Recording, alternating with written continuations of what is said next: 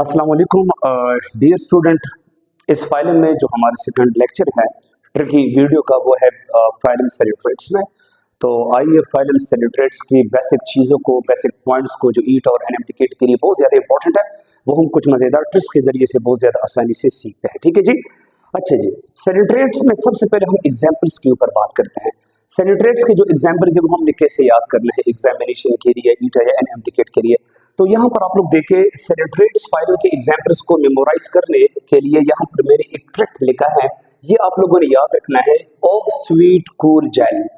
बाज़ अवत हम कोई जेली जब खाते हैं ना जो बड़ा कूल भी होता है और उसका जायका भी बड़ा स्वीट होता है ना, तो हम बोलते हैं कि ओ स्वीट कूल जेली।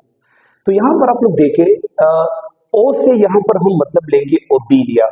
अभी ओबीलिया एक एनिमल है जो फाइलम सैलिट्रेट्स के साथ बिलोंग करता है। फिर एच का मतलब हम हाइड्रा लेंगे, सैलिट्रेट्स में आते हैं। फिर स्वीट से हम एस लेंगे, सी एनिमॉन, सैलिट्रेट्स में आते हैं। कूल से हम सी लेते हैं, सी फॉर कोरल्स, सैलिट्रेट्स है। जेली से जे लेते हैं, जे फॉर जेलीफिश, ये भी सैलिट्रेट्स है।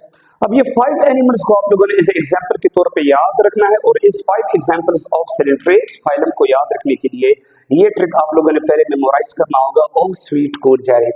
अब मैंने यहाँ पर एक छोटा सा चार्ट आप लोगों को व्हाइट बोर्ड पर मेंशन किया है जो एमसीक्यूज के लिए इंतहाई इंपॉर्टेंट है।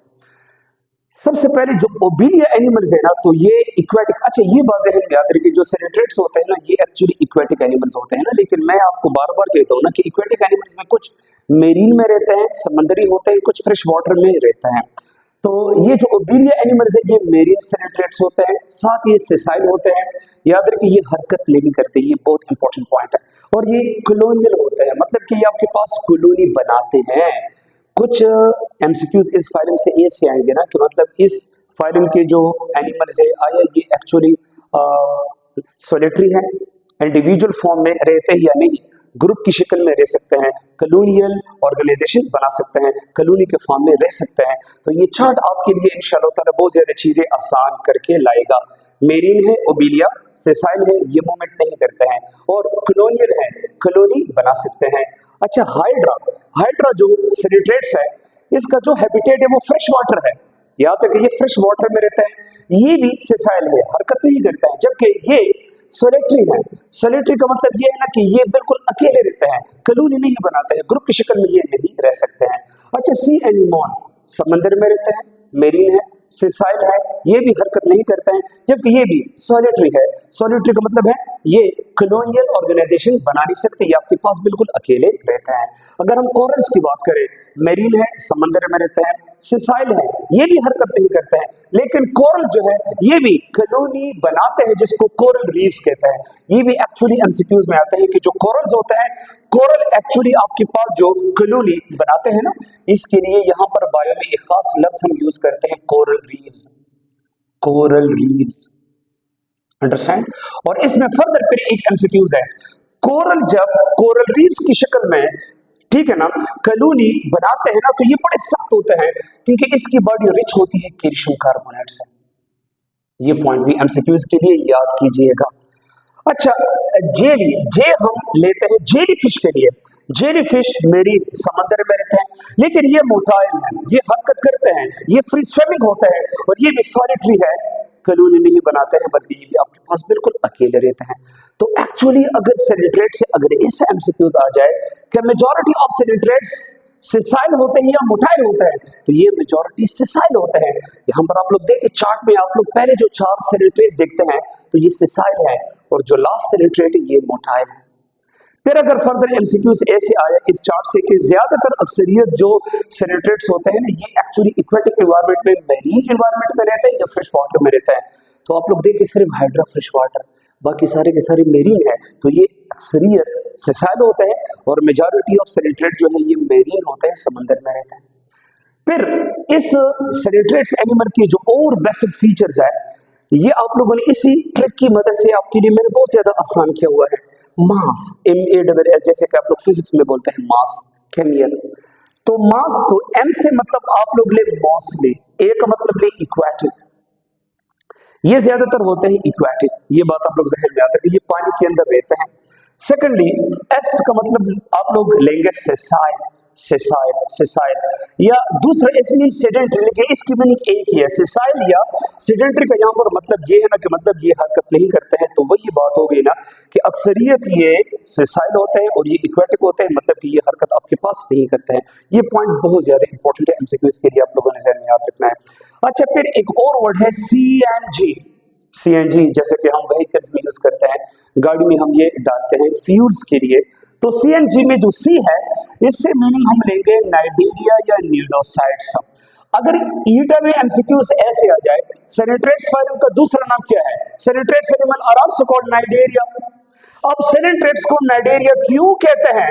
तो मैंने सी से एक और वर्ड लिया है न्यूडोसाइट्स, क्योंकि सेनिट्रेट्स एनिमल के बॉडी में कुछ स्पेशलाइज्ड सेल्स पाए जाते हैं and the name of these specialized cells are called न्यूडोसाइट्स।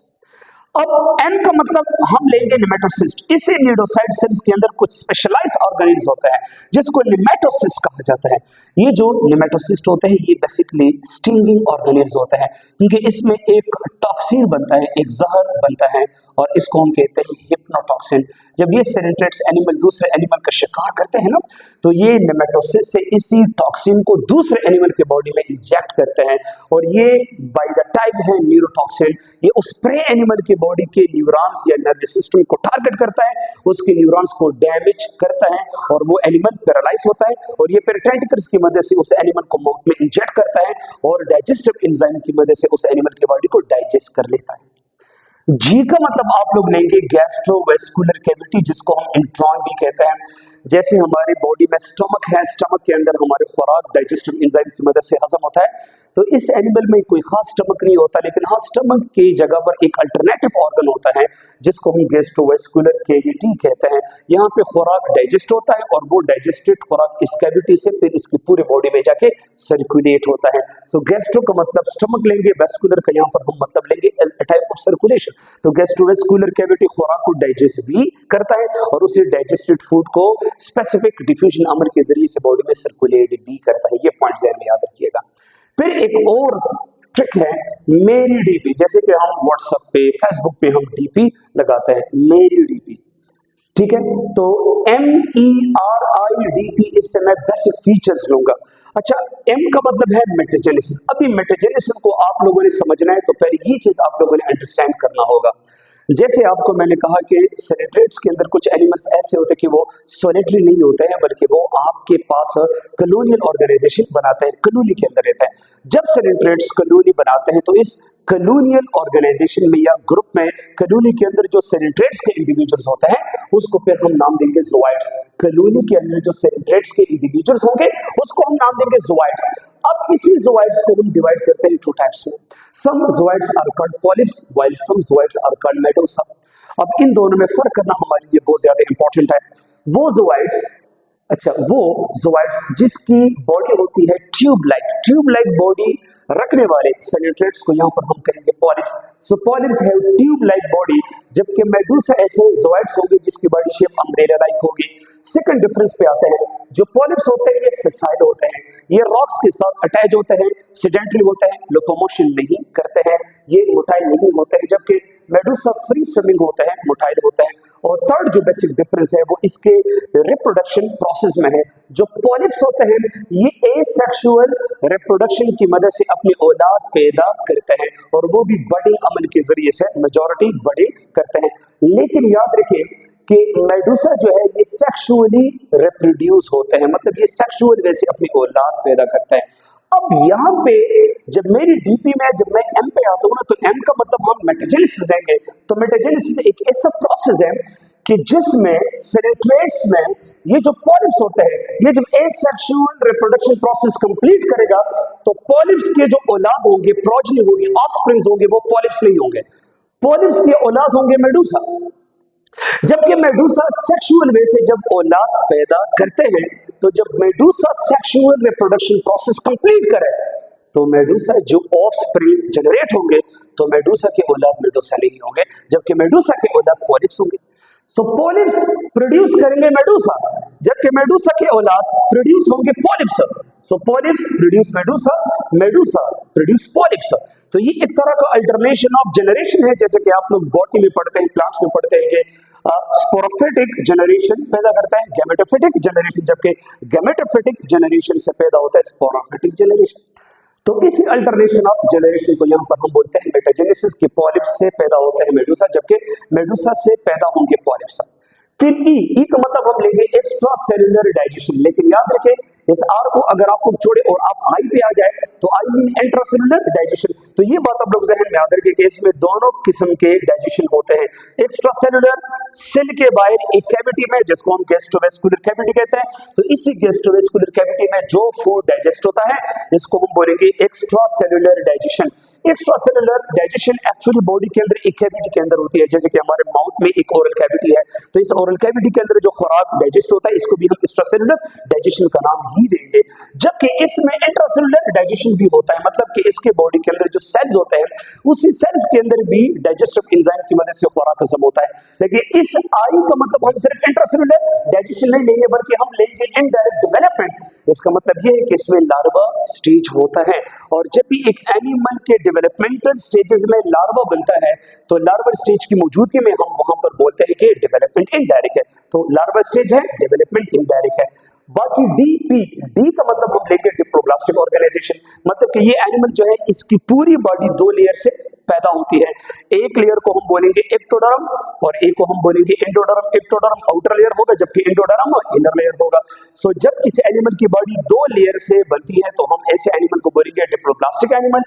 और पी का मतलब हम लेंगे पॉलीमॉर्फिज्म। अभी पॉलीमॉर्फिज्म का यहाँ पर मतलब ये है कि जैसे कि आपको मैंने बोला कि कॉलोनी के अंदर बहुत ज्यादा इंडिविजुअल्स होते हैं सेरेट्रेट्स के, लेकिन कॉलोनी के अंदर ये जो इंडिविजुअल्स होते हैं ना तो ये स्ट्रक्चरली सिमिलर नहीं होते हैं, स्ट्रक्चरली डिफरेंट होते हैं। More than one different morphological forms में मौजूद होते हैं, और इसी more than one morphological form में कोई भी स्पीशीज कॉलोनी के अंदर पड़े होते हैं तो हम ऐसे प्रॉपर्टीज को फीचर को बोलते हैं पॉलीमॉर्फिज्म, और ये सेरेट्रेट्स के अंदर मौजूद होते हैं। कुछ और फीचर्स को सीखने के लिए एक और इंपॉर्टेंट ट्रिक है, वो है प्रेसिडेंट सदर मिस्टर जरदारी। सदर मिस्टर जरदारी। सो प्रेसिडेंट से पी लेंगे, पी फॉर प्लेलुला लार्वा। मैंने ऑलरेडी ऊपर कहा डेवलपमेंट इनडायरेक्ट है क्योंकि इसके अंदर लार्वा स्टेज मौजूद होता है, और इसी लार्वा का नाम है planula larva. Mister M mean mesoglea. जैसे आपको मैंने कहा कि ये एनिमल डिप्लोब्लास्टिक है, इसमें दो लेयर होते हैं एक्टोडर्म मेसोडर्म, ये इसकी बॉडी इन दोनों लेयर से बनी होती है। तो इन दोनों लेयर के दरमियान एक स्पेस